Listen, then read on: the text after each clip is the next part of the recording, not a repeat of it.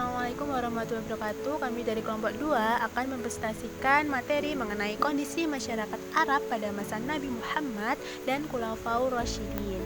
Yang pertama terkait kondisi masyarakat Arab pada masa Nabi Muhammad.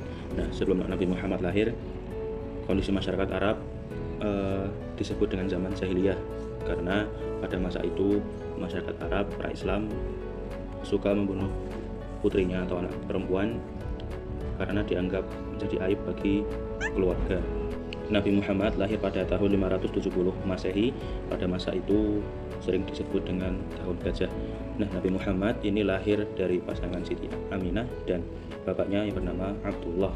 Nah, saat Nabi Muhammad sudah mulai tumbuh remaja, Nabi Muhammad melakukan dagang bersama pamannya yaitu Abu Thalib ke Syam, yang dimana pada masa perjalanan itu bertemu dengan salah satu pendeta yang mengetahui tanda-tanda kenabian pada diri Nabi Muhammad SAW. Pada saat usia Rasulullah menginjak 40 tahun, Rasulullah mendapatkan wahyu saat beruzlah di Gua Hira.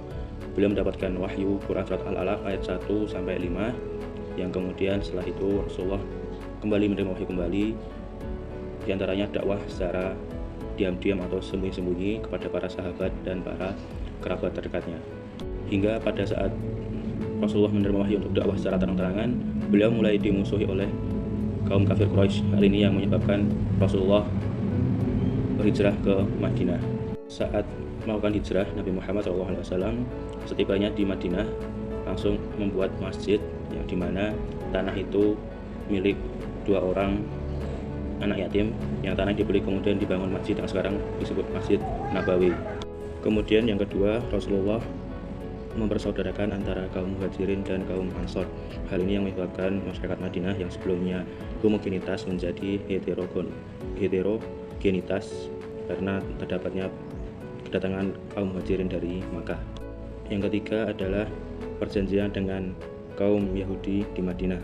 Di antara langkah Nabi Muhammad agar memudahkan jalan dakwahnya ialah melakukan perjanjian yang sering disebut dengan Piagam Madinah, yang berisikan Nabi Muhammad dan para pengikutnya di Madinah, termasuk kaum Muhajirin dan Ansor, hidup bersamaan dengan kaum Yahudi Madinah tanpa adanya perselisihan dan pertikaian. Selanjutnya yaitu pada masa pemerintahan Abu Bakar As-Siddiq. Nah, periode pertama setelah Nabi Muhammad SAW itu wafat dikenal sebagai periode Khulafa al-Rasyidun. Nah, pada periode ini dikhalifai oleh Abu Bakar As-Siddiq. Pada masa Abu Bakar As-Siddiq menjadi khalifah, banyak terjadi problematika yang terjadi di kalangan masyarakatnya, mulai dari persoalan agama, intelektual, politik, dan bahkan pendidikan. Nah, mari kita bahas satu persatu persoalan atau problematika yang terjadi di pemerintahan Abu Bakar. Yang pertama yaitu problematika agama. Nah, problematika agama ini menjadi persoalan terbesar yang harus dihadapi oleh Abu Bakar As-Siddiq saat beliau itu menjadi khalifah. Nah, problematikanya itu diantaranya yaitu banyaknya masyarakat yang murtad atau keluar dari agama Islam. Kemudian juga banyak masyarakat yang mengaku-ngaku menjadi nabi. Yang selanjutnya yaitu problematika pendidikan. Dalam bidang pendidikan tidak terdapat problematika sebab pola pendidikan pada masa Abu Bakar As-Siddiq ini masih seperti pada masa Nabi Muhammad SAW, baik dari segi materi maupun dari lembaga pendidikannya. Nah, menurut Profesor Mahmud Yunus, bahan ajar Islam yang diajarkan pada masa Abu Bakar As-Siddiq sangat penting dalam pendidikan dasar, sebab yang diajarkan yaitu tentang membaca Al-Quran, menulis Al-Quran, menghafal Al-Quran, belajar mengenai prinsip-prinsip Islam, dan ajaran seperti berwudu, sholat, serta puasa. Yang selanjutnya yaitu problematika intelektual.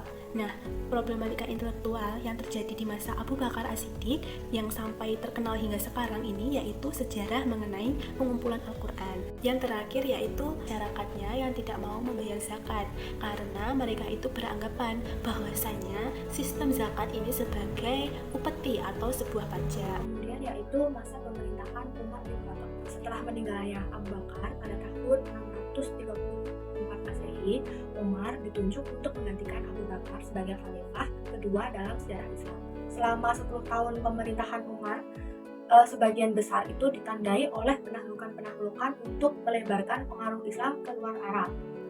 Nah, akibat meluasnya kekuasaan Islam saat itu, Umar harus berpikir lebih keras untuk mempertahankan tegaknya negara Islam. Dengan pemikiran ide yang berlian, terciptalah ide-ide tercemerlang dengan membuat ijtihad baru yang belum pernah ada dengan memusyawarahkan kepada tokoh-tokoh pembesar Islam yang lainnya. Ijtihad dan perubahan birokrasi yang dilakukan oleh Umar dalam penataan pemerintahannya. Yang pertama itu ijtihad Umar dalam kebijakannya. Nah, untuk tatanan yang kedua yaitu tatanan pemerintahan Umar.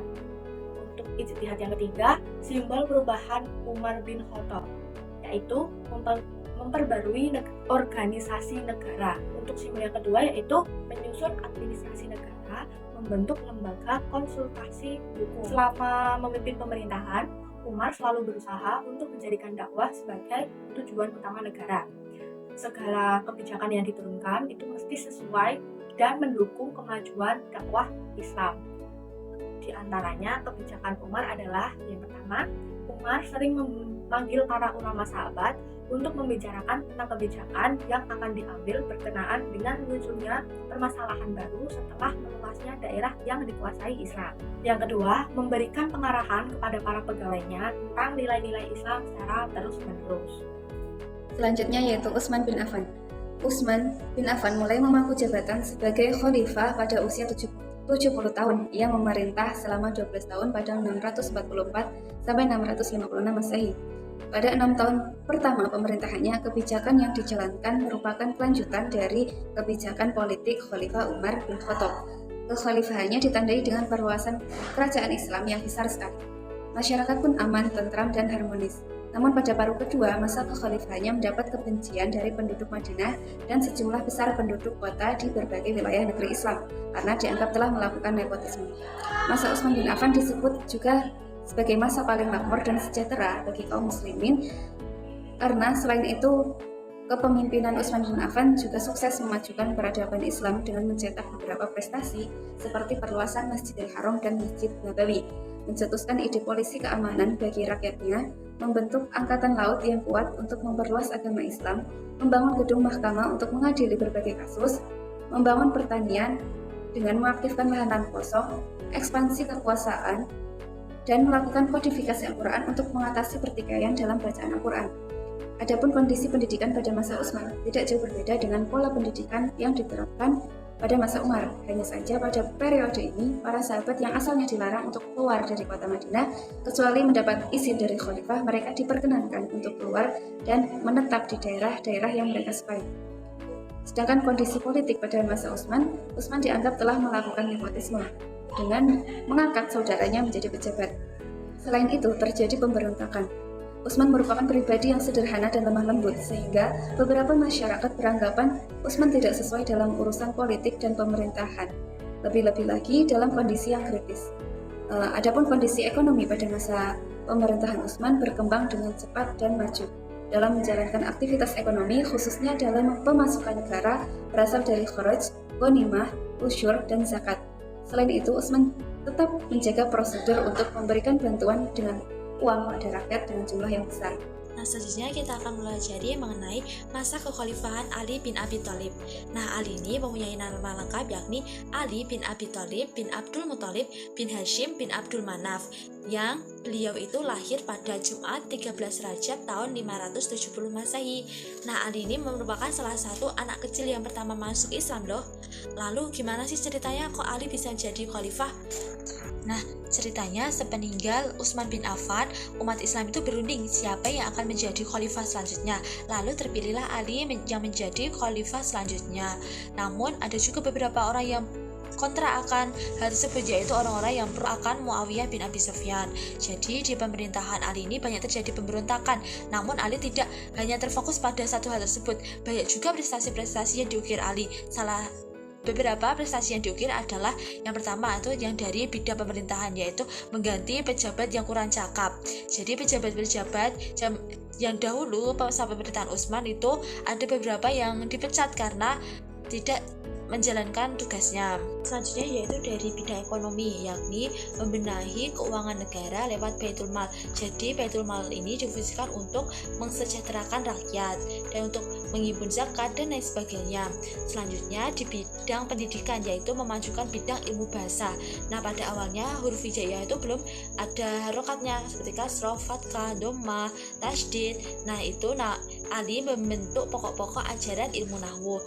Nah, lalu ada juga di bidang sosial, yakni Ali membangun kota Kufah secara khusus untuk berkembangnya ilmu-ilmu tafsir, hadis, dan ilmu pengetahuan lainnya.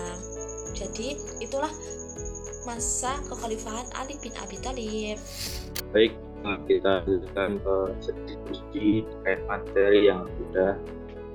Kan ada pertanyaan dari teman-teman yang ingin ditanyakan terkait materi yang sudah kami sampaikan. Monggo Mbak Fifa bisa dibacakan pertanyaannya. Iya, oke. Ini kita mendapatkan 3 buah kiriman pertanyaan. Dari yang pertama, dari Mbak Najma Hilmi dengan NIM 115. Pertanyaannya, bagaimana Khalifah Umar mengatur sistem pembayaran gaji dan pajak tanah pada masa pemerintahannya? Dan apa dampaknya terhadap perekonomian? Lalu pertanyaan yang kedua dari Mbak Alfiah Intanur dengan NIM 147 dengan pertanyaannya, di dalam sebagian sejarah Utsman dikatakan melakukan nepotisme. Nah, tetapi ada yang mengatakan tidak. Hal tersebut apakah isu politik atau bukan? Oke, untuk pertanyaan yang terakhir dari Mas Hanif Muhammad Mufid NIM 139, pertanyaannya, Nabi Muhammad mengasingkan diri dengan tujuan beribadah dan menjauhi dosa dan mendekatkan diri kepada Tuhan. Nah, bagaimana penerapan uzlah atau mengasingkan diri di zaman sekarang? Oke, pertanyaan sudah saya bacakan. Untuk pertanyaan pertama dari Mbak Najma Hilmi, silakan dari teman-teman.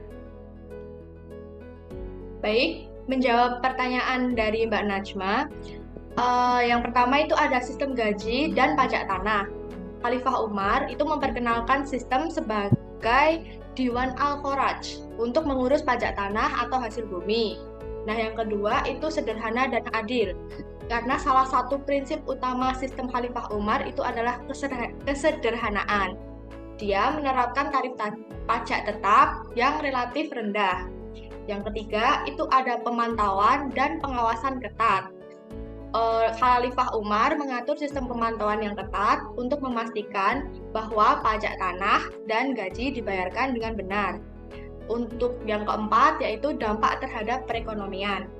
Sistem ini membantu mendorong pertanian dan produksi hasil bumi itu sendiri. Ya, oke, pertanyaan 1 sudah terjawabkan. Oke, lanjut ke pertanyaan kedua dari Mbak Alfian Tanur. Dipersilakan teman-teman untuk menjawab. Baik, izin menjawab, Mbak. Ya. Utsman itu dikatakan nepotisme atau tidak? Itu jawabannya tidak, karena Utsman itu dikatakan nepotisme. Utsman itu dituduh sebagai nepotisme karena ia mengangkat kerabat dekatnya sebagai pejabat. Nah, Utsman ini melakukannya karena tahu bahwa Islam itu mengajarkan agar kita perlu memberikan perhatian lebih kepada kerabatnya. Seperti itu, Mbak. Terima kasih. Oke, baik. Terima kasih atas jawabannya. Kita lanjut ke pertanyaan terakhir dari Mas Hanif. Silakan teman-teman untuk menjawab. Oke, untuk pertanyaan Mas Hanif mengenai bagaimana uzlah di zaman sekarang, yaitu menurut kami uzlah di era modern ini tidak perlu kita mengasingkan diri ke hutan, ke gunung, ke gua dan sebagainya, tapi cukup kita menahan diri dari hawa nafsu serta menjauhkan diri dari budaya dan pengaruh yang merusak, baik itu budaya dari lingkungan kita maupun budaya yang datang dari luar. Begitu, Mbak. Ya, Masya Allah, terima kasih atas jawabannya teman-teman. Oke, pertanyaan sudah dijawab dengan baik. Saya kembalikan ke moderator. Baik, alhamdulillah untuk pertanyaan sudah terjawab semua. Mungkin sudah selesai juga sesi diskusi terkait materi yang sudah kita sampaikan. Semoga diskusi kali ini bermanfaat dan materi juga bisa terserap baik bagi teman-teman mahasiswa. Akhirul kalam, wassalamualaikum warahmatullahi wabarakatuh. Waalaikumsalam.